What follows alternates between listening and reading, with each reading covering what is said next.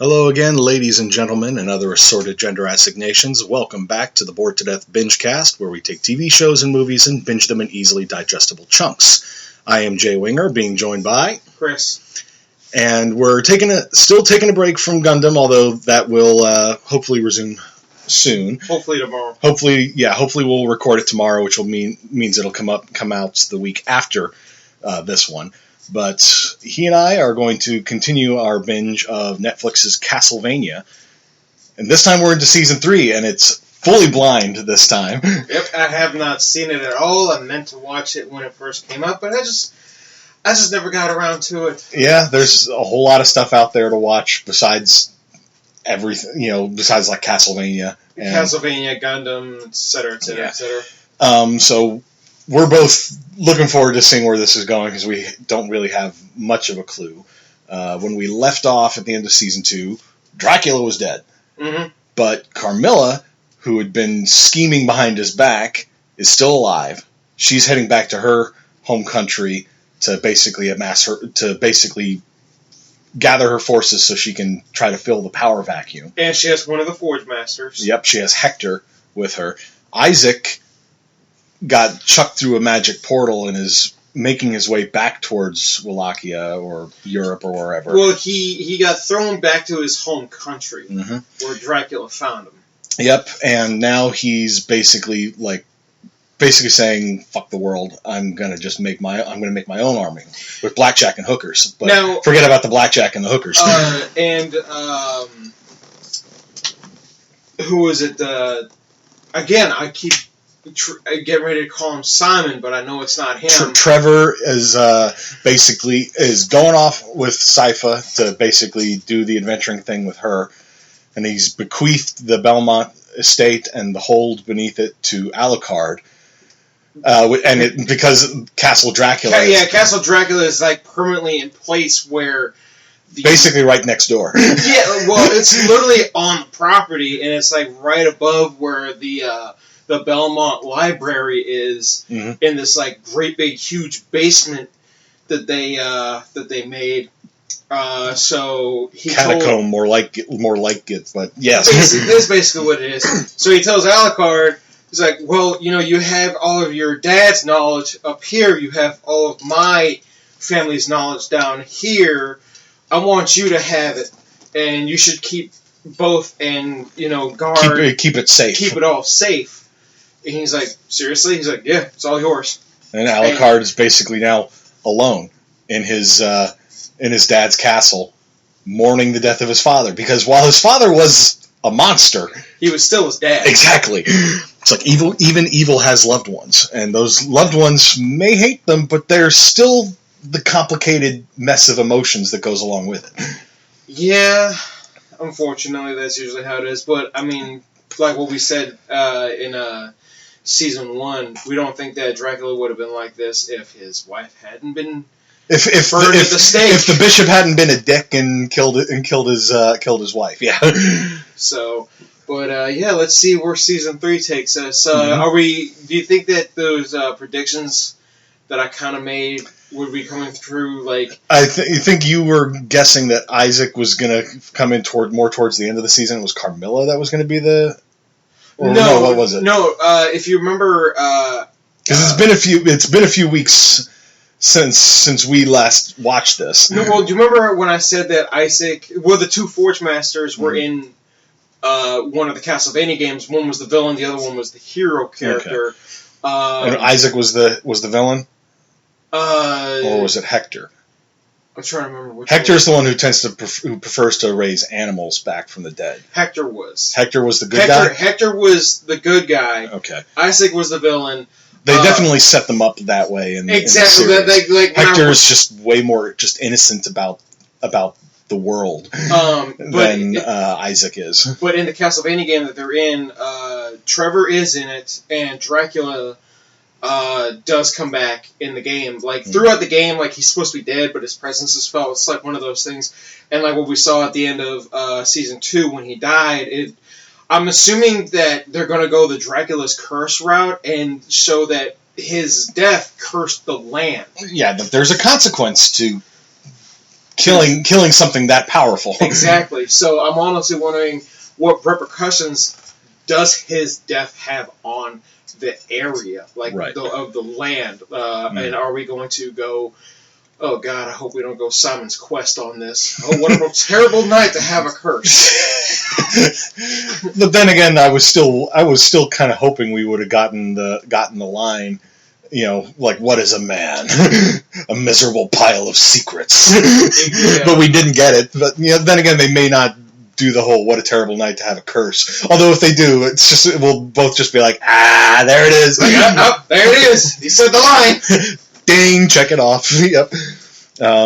But yeah, when we get back from the binge, we'll talk about what we just saw. Maybe talk about other things related to, like, sort of like what we briefly discussed just before we started recording about. Earlier today about other animated stuff. Other animated projects. Sort of revisiting something we did in a previous Castlevania Bingecast, but anyway, we'll see you after the binge. And we're back after our binge of Castlevania Season 3, the first 5 episodes at least.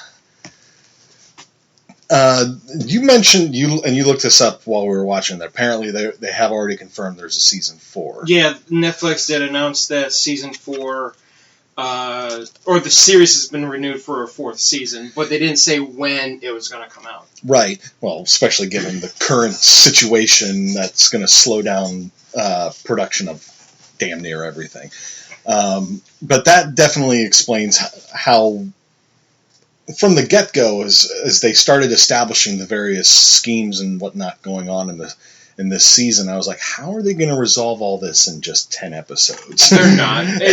I'm starting to notice this with this particular series is, going back to Season 1, that was to establish the story, bring in the characters, establish the main trio. Yeah. Trevor, Sypha, and Alucard. I'm just saying,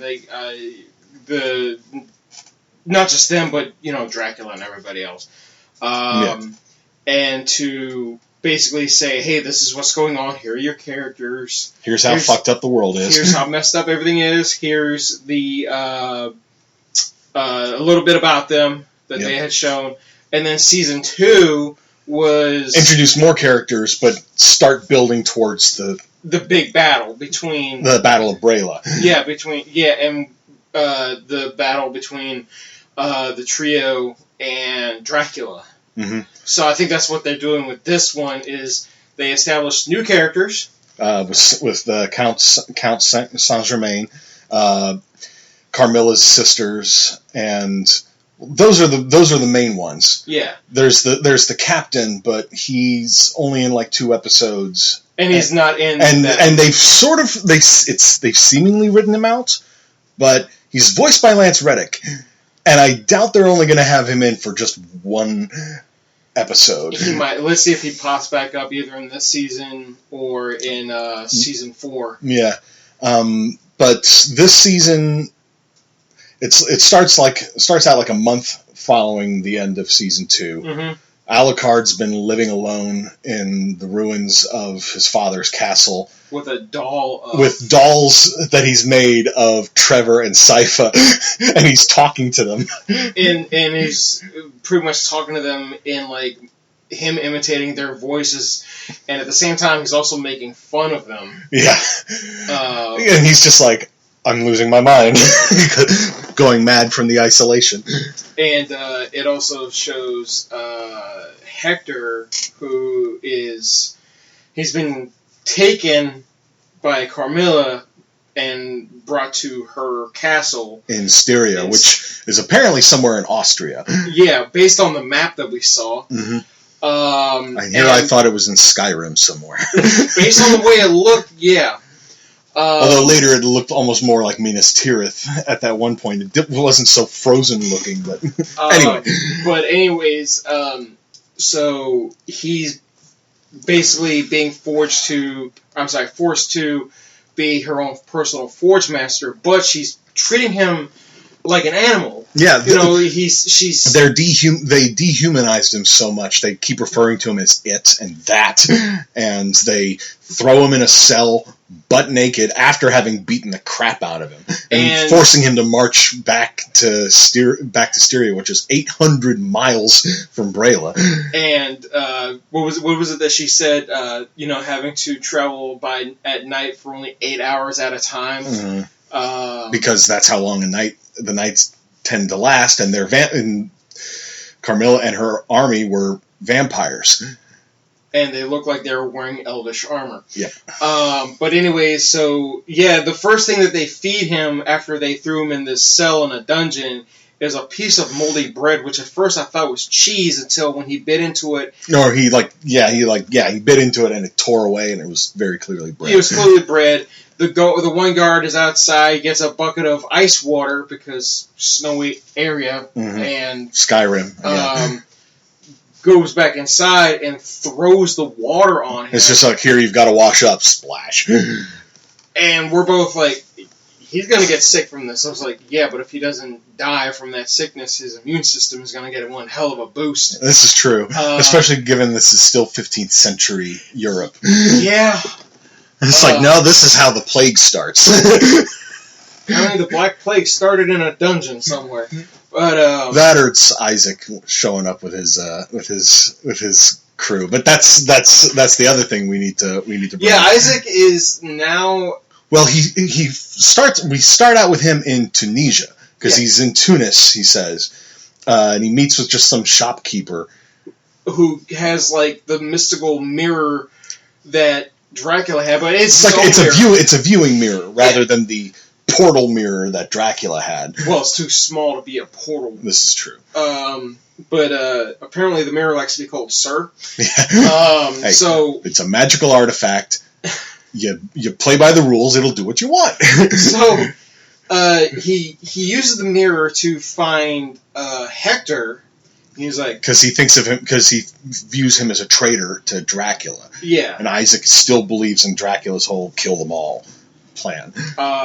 And he's or at least at the time he believed in it. It wavers a little bit in one of the episodes. Yeah, he kind of changes a little bit.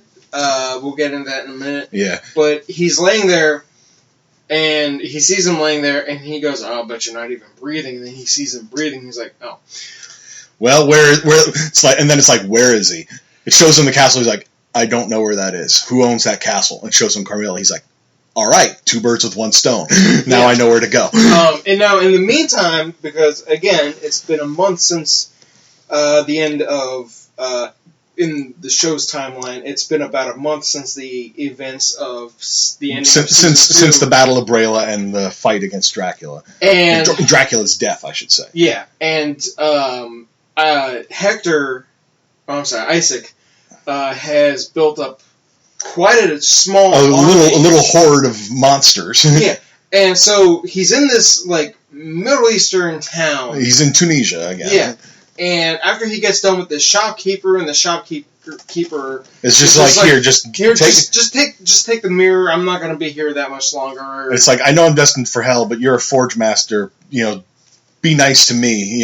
Help me get out of hell when you can. So. And Isaac's like, yeah, sure. He's like, yeah, sure. So he leaves, and when he walks out, his monsters are still standing there, and before he walked into the shop, he told these monsters, just stand guard, don't do anything. Be at peace. Be at peace. It's just basically like, don't start any trouble. So he comes out, and they're all still standing there. Now, mind you, none of these monsters, well, let's just say they're clearly monsters. Well, they stick out like a sore thumb. Like I said, clearly monsters. Yeah. So he walks out and he sees there's a bunch of like guards or soldiers, whatever, standing there with their swords out, and he's like, "Oh well, I was just leaving. I was just leaving. I want to get on a boat and then we'll leave." And they're like, "Nope, we can't let you do that." It's like, "No, you're going to leave town right now." It's like, "Yes, I want to go to the port so I can leave town." They're like, "Nope, you're not going that far. The gate's that way." So he's like, "I try to be nice.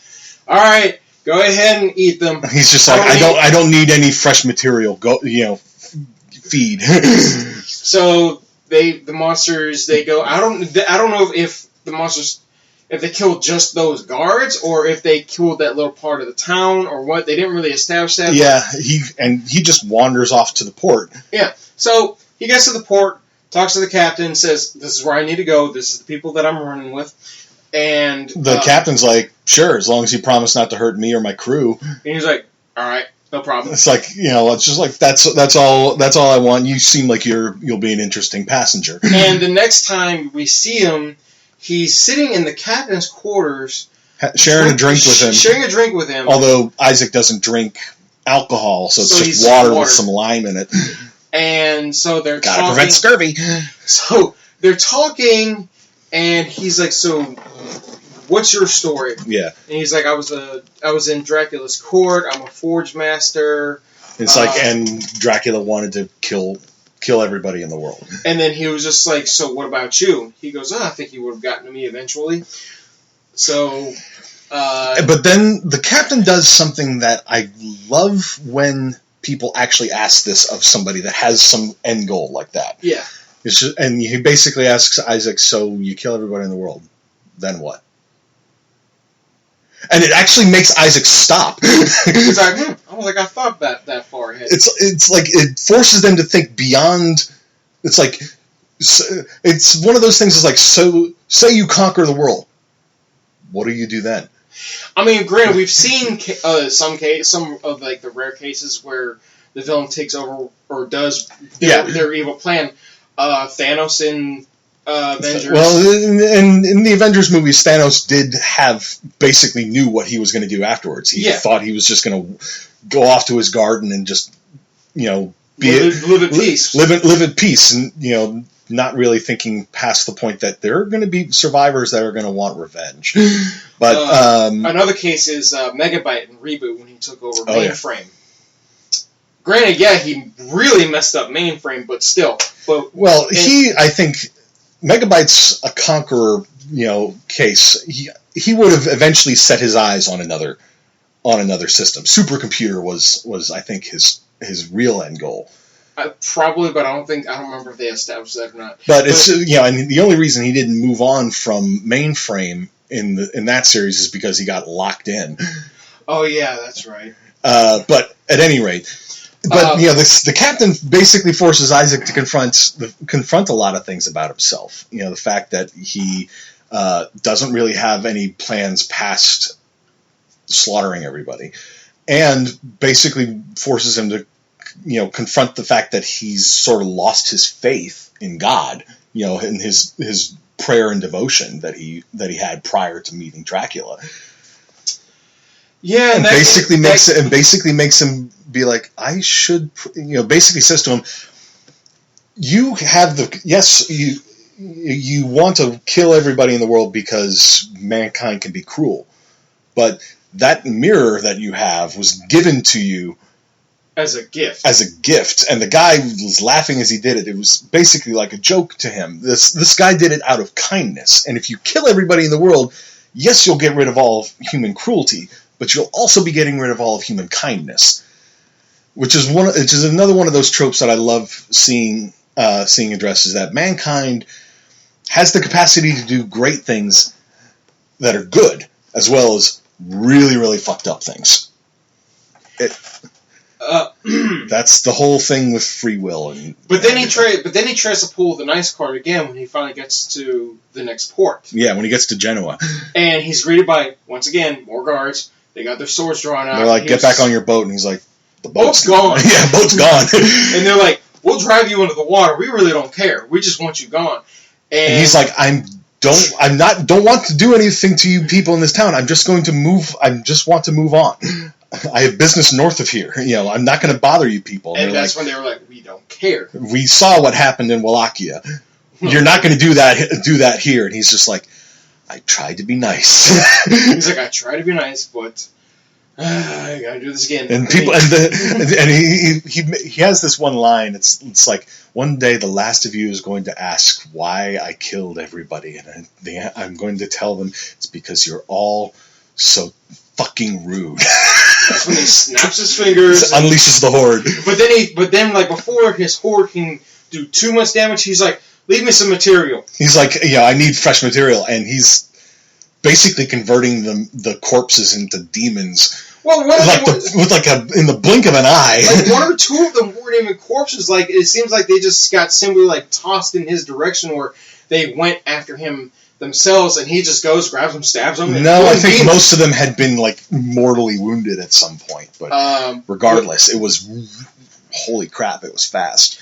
Another thing, though, about the scene with the captain, because he discusses, I think, Hector and the betrayal that happened there.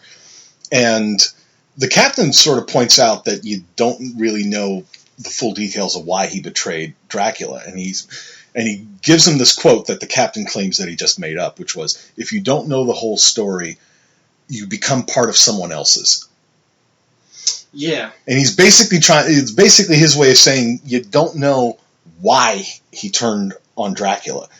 That there may be more to it than, than sheer treachery. That he may have had a good reason for doing it. So it's like you need to learn the whole story first. Because poor communication kills. It really does. So anyway, his little story arc right now is over until we see him next. Yeah, and we'll discuss where we think that's going once we finish talking about the current half of the season. So Carmilla sends one of her sisters down to visit Hector. And these sisters, I should note, you think, apart from Marana, I'm assuming, that they are all actually like related to one another. Well, I kind of read the plot a little bit for this when I was trying to get a little bit more information on this. Because Carmilla does refer to the rest of her council as sisters. They're all vampires. Now, whether it's sisters or sisterhood, that's the thing. Because I think they're just sort of like sisters and vampire. What I read didn't really specify. It just said sisters, but it only gave two of the names because I think there was more than just the three. So she sends. Apparently, each one does something different. One's more of like the peaceful negotiator. That's Lenore, yeah. That's when they get sent down. There's one who loves to torture to get information. That's Marana. And then you have Striga, who basically runs the military for Styria. Yeah, and Hector even points out, it's like, so if the three of you are running things, why do you need her? And Lenore straight up says, she's the dreamer. She's the one who gives us the spark, the motivation to actually do this stuff. Because you get the impression otherwise they just sort of camp out in their castle and just drink virgin's blood until they run out, and then they have to go shopping. So she shows up with this basket. Is a little picnic basket. It's got some berries and chicken and stuff. And a quilt.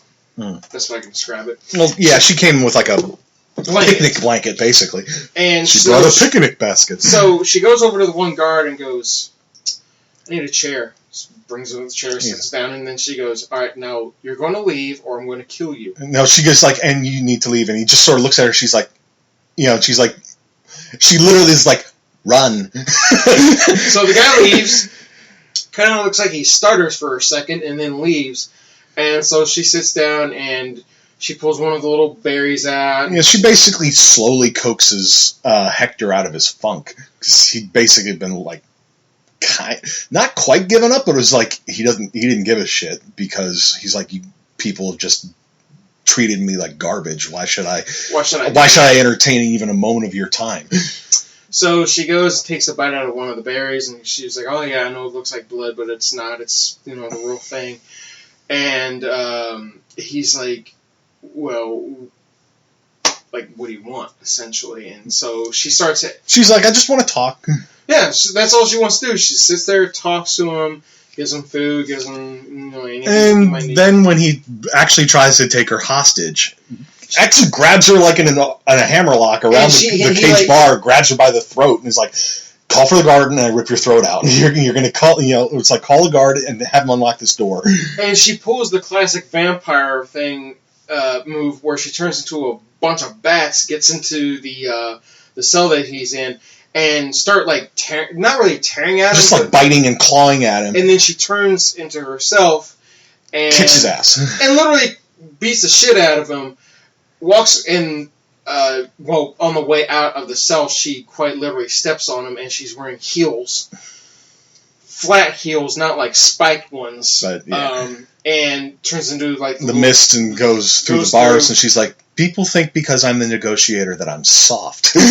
And so she takes one of the berries and like flicks it at him and walks off, and she comes back at an undisclosed time. Sometime later. Yeah, sometime later. Well, she leaves the blanket for him. Yeah, she left the blanket for him. So she comes back, and she sees him, and this time she throws an apple to him and goes, I promise it's not poisoned.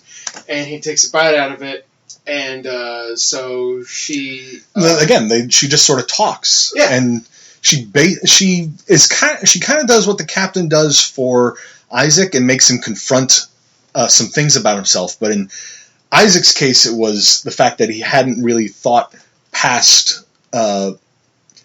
slaughtering everyone, and the captain even basically gave Isaac a way beyond just slaughtering people. It's like, you have the capacity to do kindness. You could just teach people to be better people. He tried. Yeah, he did try. In Lenore's case, she makes Hector confront his own naivety, because he was a very innocent, naive person, and made him confront the fact that Dracula had lied to him.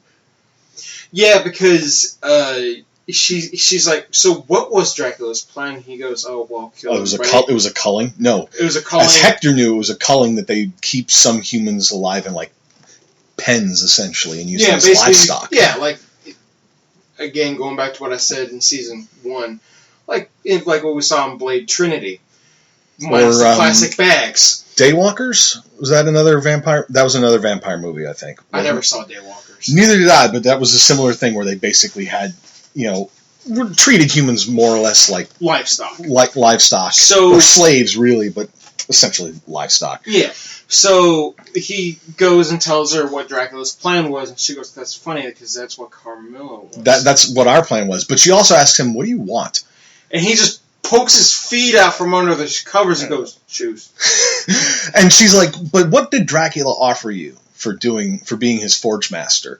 And he just sort of stammers a lot. And it's like, because he hadn't really asked for anything. And he just assumes that Dracula would let him live in what he thought was going to happen, just sort of like outside the cages, essentially. And Lenore basically, without saying as much, calls him a fool.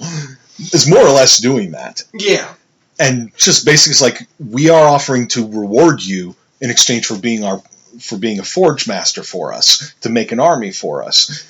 It's like, she basically is making him sort of wake up to the fact that he hadn't ever really thought about things like that. He hadn't really demanded anything from Dracula. Right, because, well, then again, remember when Dracula came to him, he was just living on a remote farm somewhere with all of his little zombie animals, which is all that he really wanted. He just wanted to bring everybody's dead pets back to life. Granted, they're not. I just wanted to bring Daisy back to life. So on her way out, he goes, "No holes. Please make sure they don't have any holes in them." And look who's a fucking aristocrat. So was her response. But and now on to Alucard. Alucard gets visited by a couple of Japanese teenagers, essentially. I got the impression that they're like teenagers. Probably, maybe late teens, possibly early 20s. We don't really get a good sense of how old they are, but they're not very experienced. But they are vampire hunters. They're vampire hunters, but they are specifically hunting Cho, who was the Japanese vampire general from season 2. Yeah, who is already dead at this point.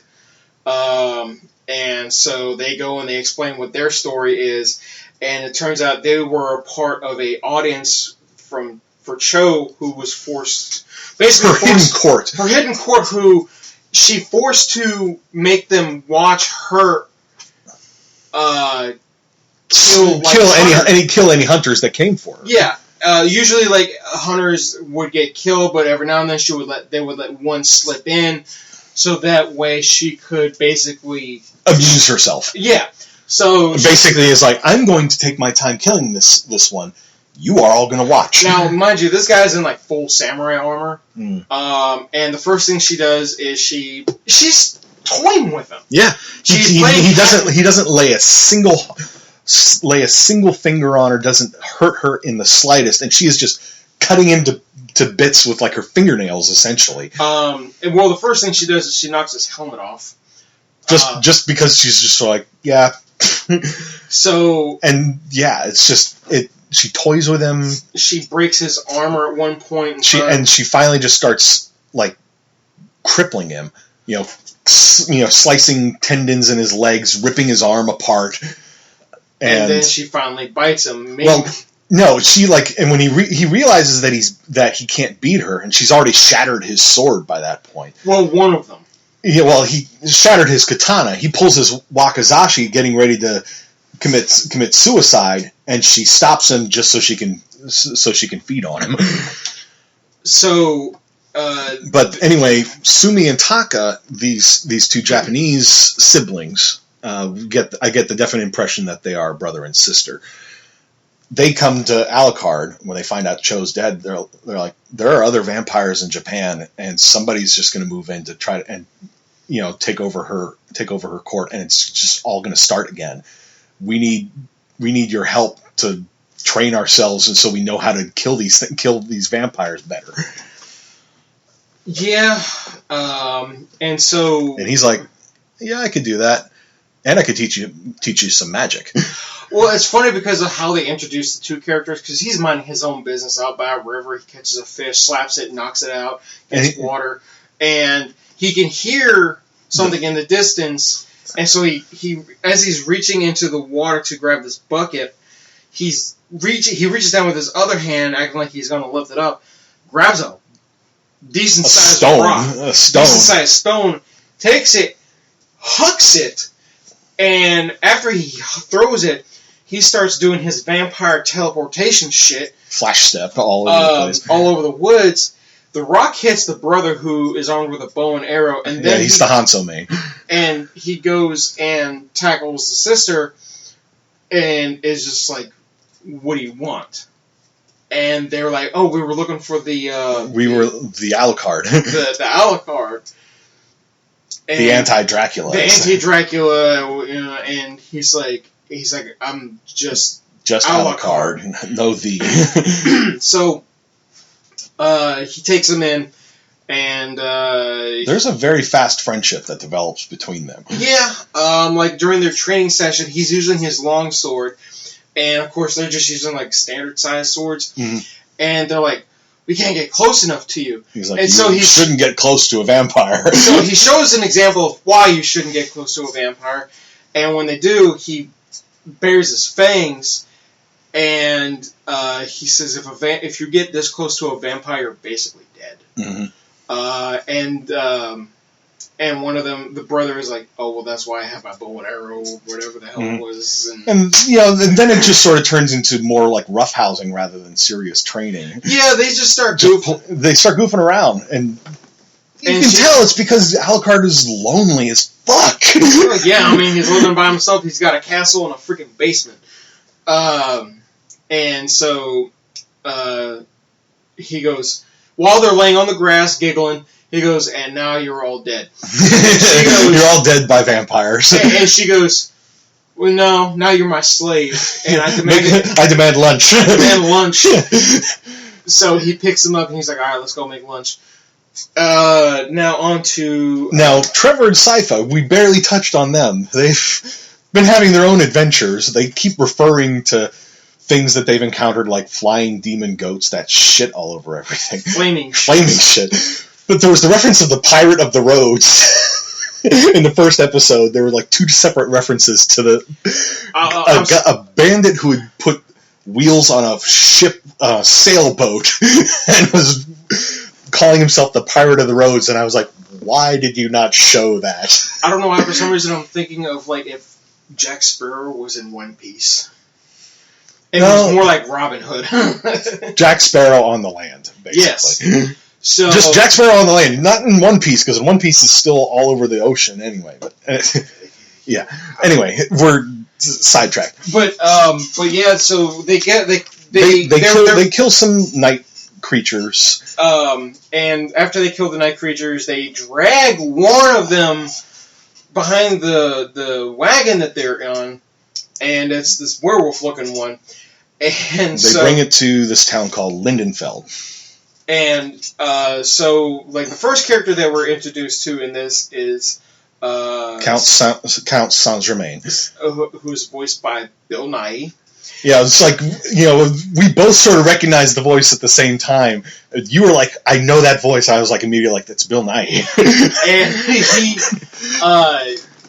he's a huckster. Yeah, he's kind of like, oh, well, I want one of these apples. How much is it? They're like 2 coins.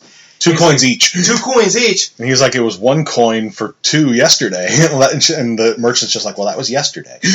So he pulls out his little change purse, and he pulls out this 1 coin that's like silver. It's like twice the size of like the normal coins and thicker.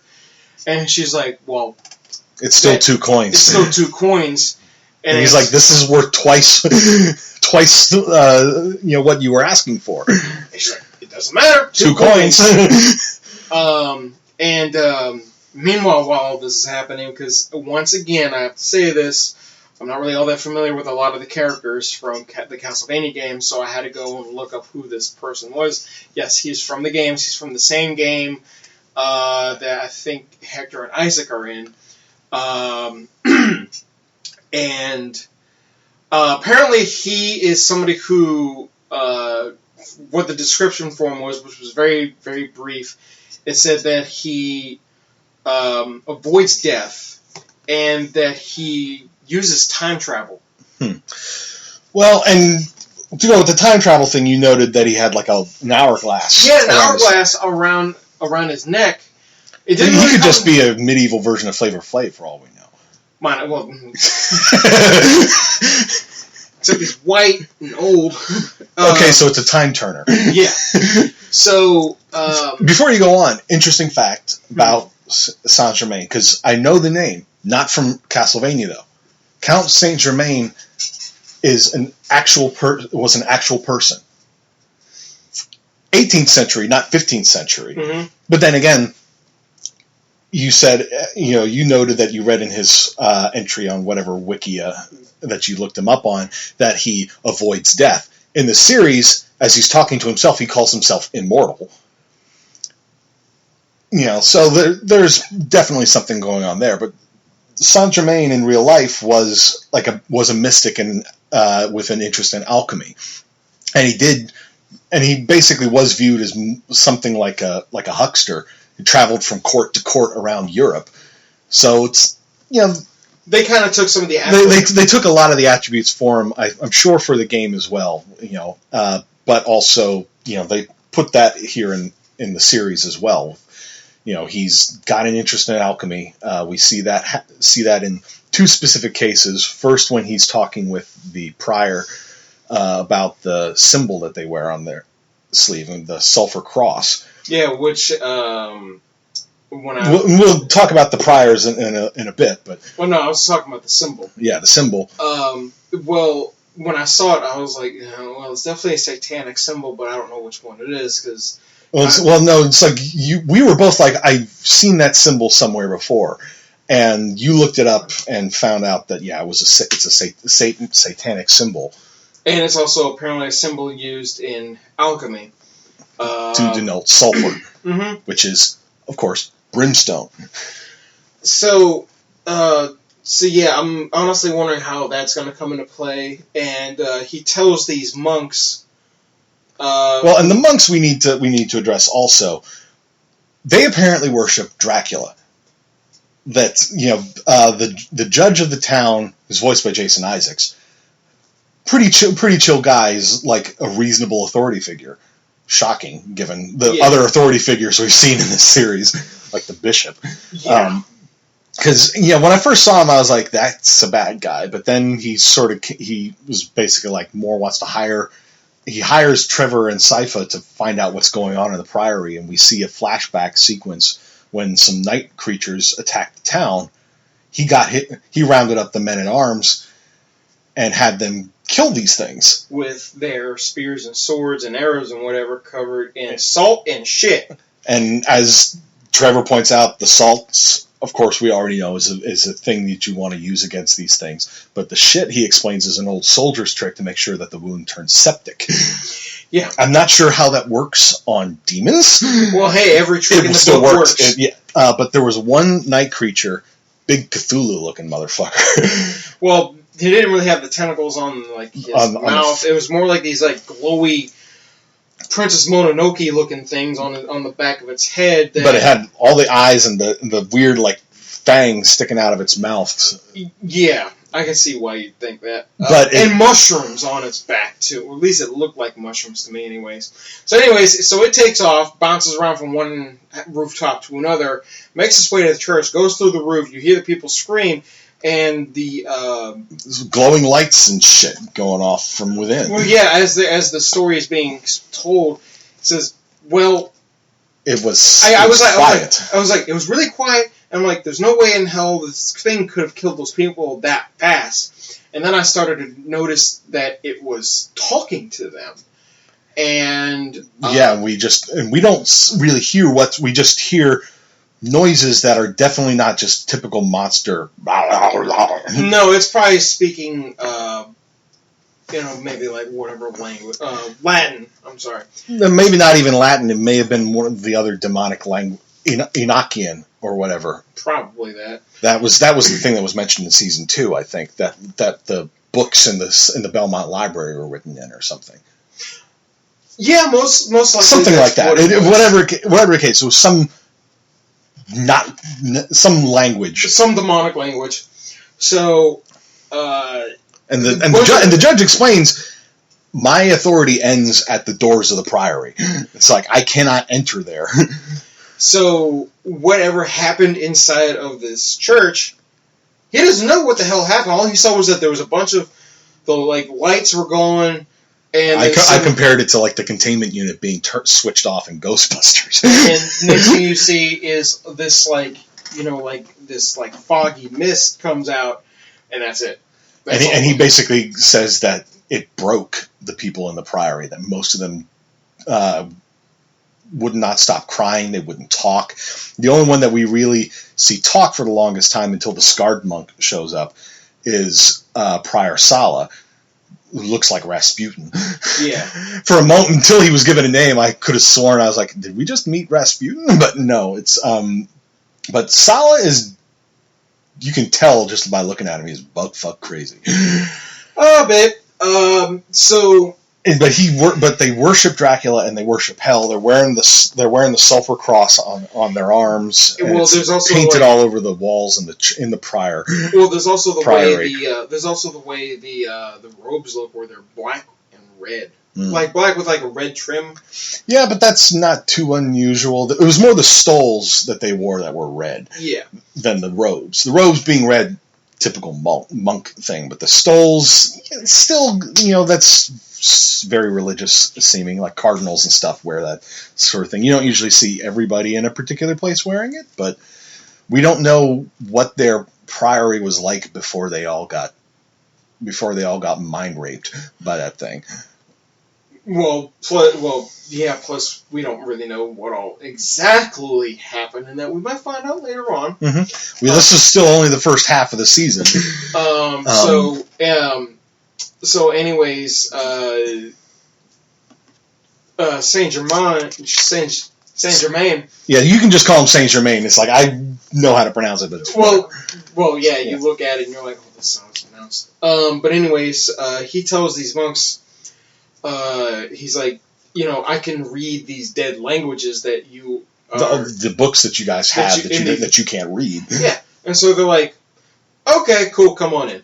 By the way, you can only go where we tell you. So while he's sitting in there reading these pages, he sees 3 of the monks are talking amongst themselves, and it's inaudible. We don't know what they're saying. But they wander off. Yeah, they wander off. And so he pulls out this little crystal thing. It's a gem. He said it was a jewel of some kind. This gem that he has. It looked like an opal or something. And it starts glowing, these rainbowy colors. Yeah. And that's when he realizes that there's this portal that he's looking for is underneath this church. but he can't get to it. And when he tries to wander down into the basement, Sala is just there. It's like, I thought I told you to stay up here. And then he was like, oh, gotta piss. And he quickly talks his way out of it. But you can tell that Sala is just sort of like, you're not doing much for your case to make me trust you. But yeah, he then talks with Trevor and Sypha, who basically figured out there's more going on with both in the church and with him. And they sit down to have a chat about it. And he basically explains, have you ever heard of the Infinite Corridor? And they're both like, yeah. He's like, well, shit. I was hoping I could reveal secrets here, but you both already know. So that's when he goes and explains, what this gem does. It leads him to these corridors. These portals that lead to the Infinite Corridor, which can lead to different worlds and or hell. So he's like, well, you can see that it's glowing rather intensely, and I found out that this portal that I'm looking for is underneath the church, and I can't get to it. And they're like, we don't know that the night creature even died in there. And that makes Saint Germain, who just sort of been like waving it off, just suddenly go, well, shit. And that's kind of where we left off, but as we noted at the beginning of this, they've already confirmed that season 4 has been given a green light. And now that we know that, it's clear. I think I see where the arc of this season is going to lead. It's exactly like what they did with season 1. Right. Season 1 set up the forces at play, but the heroes primarily were focused on getting to the savior underneath Grezhit, which turned out to be Alucard. And then season 2 sets up the big climactic battle with Dracula. This one, it's clear that they're setting up the forces at play again, introducing the Styrian sisters and setting up Isaac's story arc, narrative arc rather, and Alucard and the Japanese twins. And meanwhile, Trevor and Sypha with Saint Germain are going to be dealing with what's going on at the Priory. The climax of the season, it looks like, is going to lead up to a big fight of some sort at the Priory, probably with that night creature, and probably a whole horde of others that are coming through the portal once the monks there, figure out what they're doing, because they didn't even know what the Sulphur Cross meant. Yeah. And there's somebody decided to take their pocket knife and scratch their own symbol into the basically the entryway of this little town. Into the gate of the town, and another one on the wall of some building. And Sypha identified it as the symbol for lead, which means like transfiguration or redemption. It's one of those things, I'm sure it's like in context means different things. But I'm honestly wondering if there's an alchemist in this. There is. It's Saint Germain. Well, besides him. Yeah. But what I'm guessing is the monks know about the portal or whatever underneath the church. They just don't know how to use it. But now that he's told them about what the Sulphur Cross means, that it's represented, that it can be used in alchemy and by philosophers to denote hell, they're probably going to try to open a portal there. Quite possibly. Somebody did drop a line that Dracula and his wife are both in hell. Or it's like that's what they believe. Dracula, unquestionably, in hell. His wife, we don't know. She was a generally good person. Yes, she was a consort of a vampire, but that doesn't necessarily mean that she did things that would have consigned her to hell. But regardless, the monks believe that she's in hell, because that's how their warped belief system works now.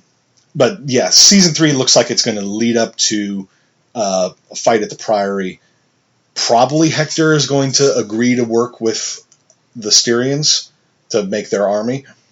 I'm guessing though that he's not going to be 100% trusting of anything that they do, because he'd be a fool if he does. Yeah, I mean, he is learning fast. I mean, when you are marched 800 miles, and then when you finally get to your final destination, which is a big mountain that's covered in snow, and you've already had your ass kicked, and you've had to limp essentially, and your shoes are gone, and you're dehumanized, thrown in a cold cell, doused with freezing water, and fed moldy food.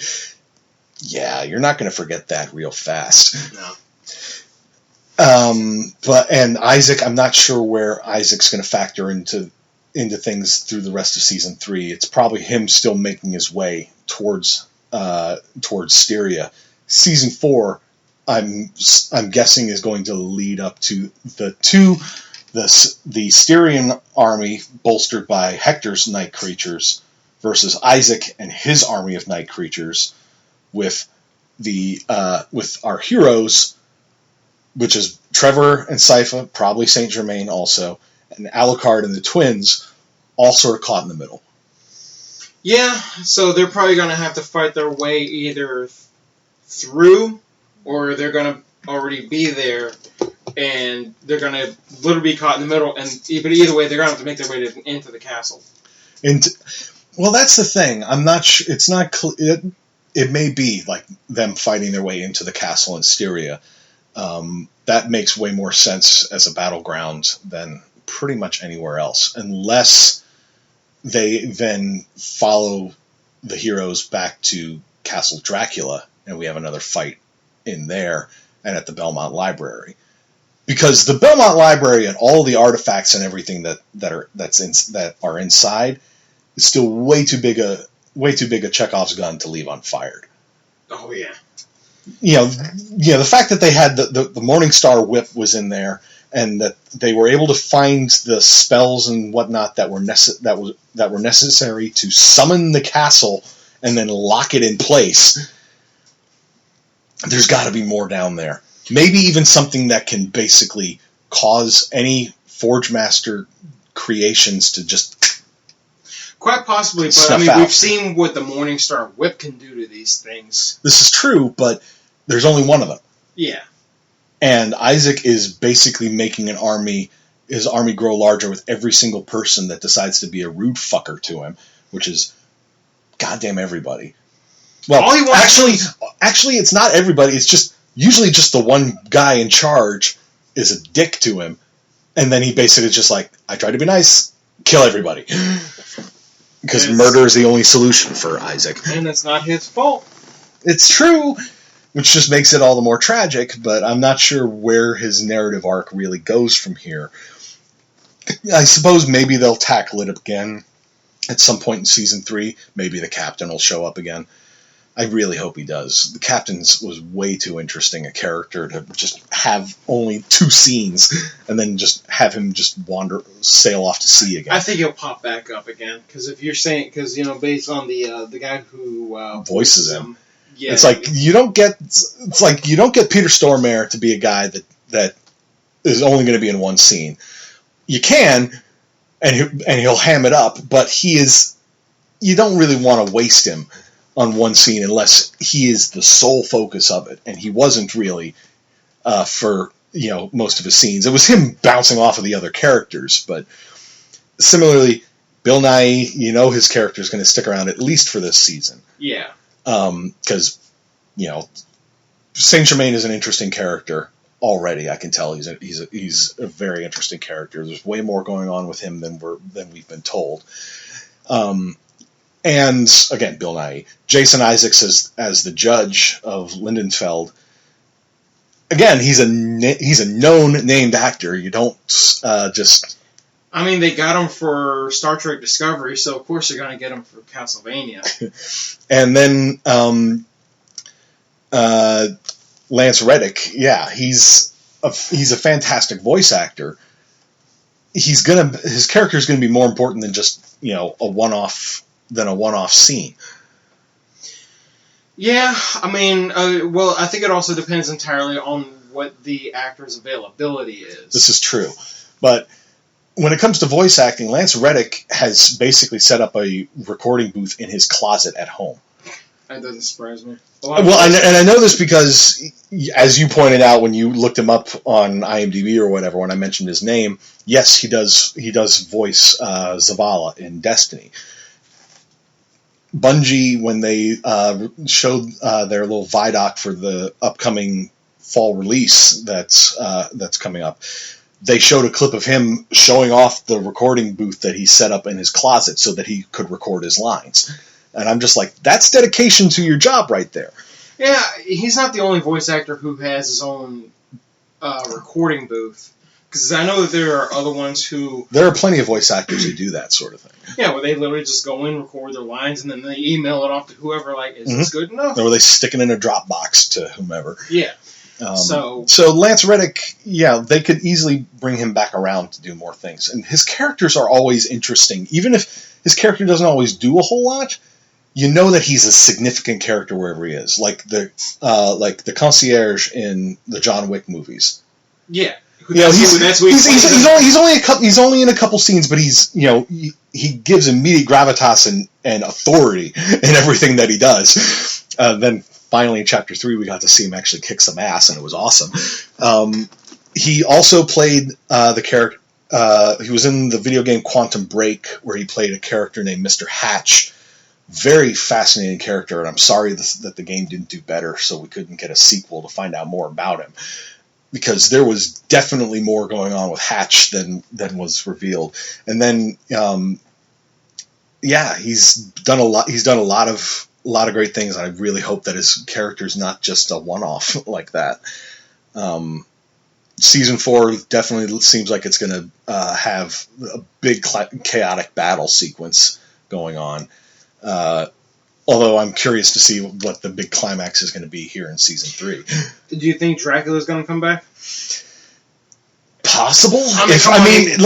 Here's the thing. With the whole Infinite Corridor potentially being a portal to hell, that's going to factor into something. There is a 0% chance that they don't have it open a portal to hell. And maybe that's even what ends up being the thing, because that's another thing. They mentioned that there was another portal to the Infinite Corridor at some other town that one of Trevor's ancestors destroyed the castle on top of it. And Saint Germain was pissed to hear about that. It's like, I wouldn't have come all the way to this gray asshole of Eastern Europe, or whatever the line was, if I'd known that there was if I'd known there was one in Livonia, or whatever the heck it was called. That's under a pile of rubble. The implication there being that being under a pile of rubble is no barrier to him to be able to get to it. Given that Sypha referred to the magic that he was using with the gemstone was lithomancy, which basically implies that he has power over rocks and stones. He's an earthbender. Which is just me playing off a comment you made during the first episode when we saw Trevor and Sypha fighting those monsters. She just launches off and starts doing like firebending and waterbending shit. While Trevor uses his whip and then just bare fisticuffs on the werewolf. I like how she freezes the air molecules and basically steps on them to chase after this monster that she lit on fire. And this thing took off real fast. And she's like, "I'm on fire!" It was a great little scene. But yeah, definitely looking forward to where this series is going. Anything you're particularly expecting to see in the second half? Well, like I said, I'm questioning if whether or not somebody says, "Oh, Carmilla's too powerful for us. We need to resurrect Dracula." It's possible. So, honestly wondering if they're going to find some way to get Dracula's remains and use Hector to bring Dracula back. What if they don't need his remains? Remember how they described forge mastering to work? They basically take a human body and summon a demon into the body. What if they don't need Dracula's remains and all they need is a human body? But who do you think they would be willing to sacrifice? Hector would probably do it to bring Dracula back. Possibly. Then again, Isaac might do the same thing. Yeah. Especially if he thinks that Dracula still has the whole "I will murder everybody in the world" mindset. Yeah, because the way I see it is that I think that in the case of Dracula, because he was like the vampire lord, none of the other vampires could do anything without his permission. Yeah, but a lot of the vampire lords were all present in the War Council, and they all got dumped into the holy water of the river at Brela. Yeah. And the ones that didn't got killed in the front hall of the castle. But I'm talking about in this case Carmilla, because Carmilla and her council. Yes. Yeah. So that's probably one of the reasons why she went to go visit Dracula in season 2. Yeah, but here's the thing. Carmilla, while she's a powerful, pretty strong vampire, hasn't been shown to have anything like the capabilities that Dracula had. No. And neither do any of her sisters, for that matter. Yeah, we've seen Lenore turn into bats and mist. But that's child's play compared to what Dracula brought out. Yeah, compared to what he's capable it's like, of doing.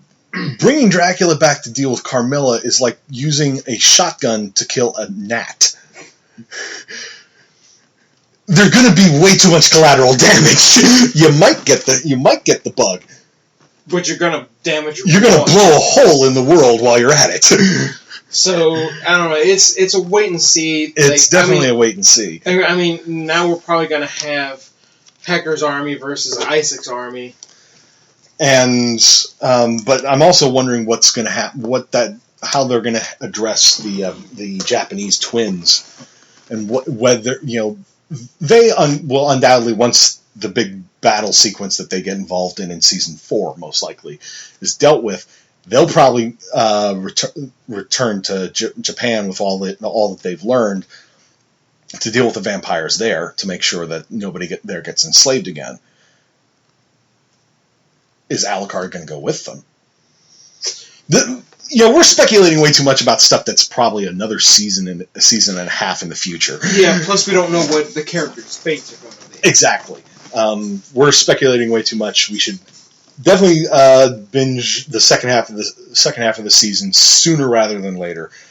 As we noted earlier, we're most likely going to record another binge of Gundam tomorrow, which means it'll be up next week for you, for all of you people, all of you loyal listeners out there, all 12 of you.